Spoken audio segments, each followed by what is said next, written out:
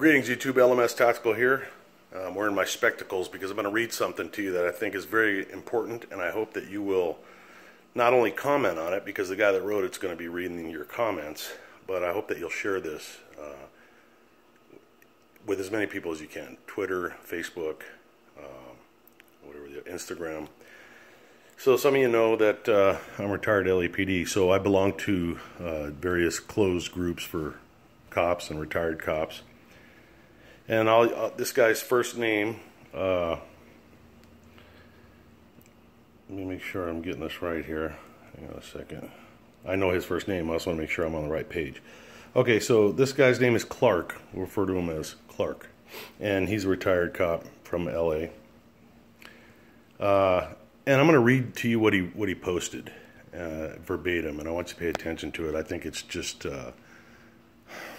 as simple logic as it is. It's written very ingeniously and to the point, and there's a lot of lessons to be learned, I think. So without further ado, here we go.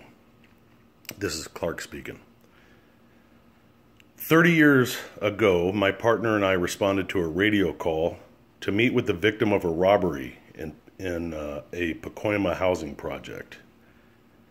We met a frail 50-year-old woman, bruised, battered, and still bleeding from cuts to her mouth and eyes. As we applied ice to her face, she described how her adult son, a drug addict who lived with her, had assaulted and ripped her wedding ring from her finger to buy drugs. As I completed my report, her boy, in quotes, returned home high on PCP. For those of you that don't know, PCP is a motherfucker. Make you violent as hell. Okay, so within moments, we found ourselves wrestling on the floor of that tiny apartment trying to gain control of her, quote, boy, end quote. But like some family disputes, we were suddenly attacked by the woman who began kicking and striking us for trying to arrest and remove the dangerous man from her apartment. Very common, believe it or not, that type of thing. President Trump had a great life before he ran for president. He's accomplished more good in his life than a million Clintons and Obamas. He didn't need this headache, but like America's greatest patriots, he responded to this call and risked his life, fortune, and honor to reverse the disastrous effects of the Obama administration. But like the battered robbery victim who attacked us in our apartment, the very people Trump is trying to help now attack our president and his family in the vilest of ways, threatening his assassination while promoting and celebrating the ugly parodies about him.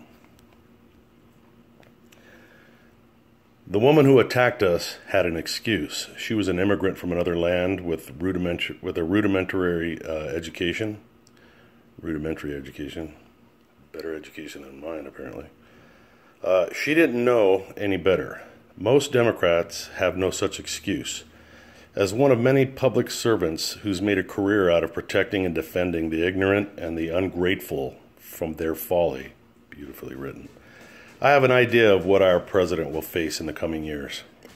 For the record, I don't like some of his tweets any more than the woman who objected to us.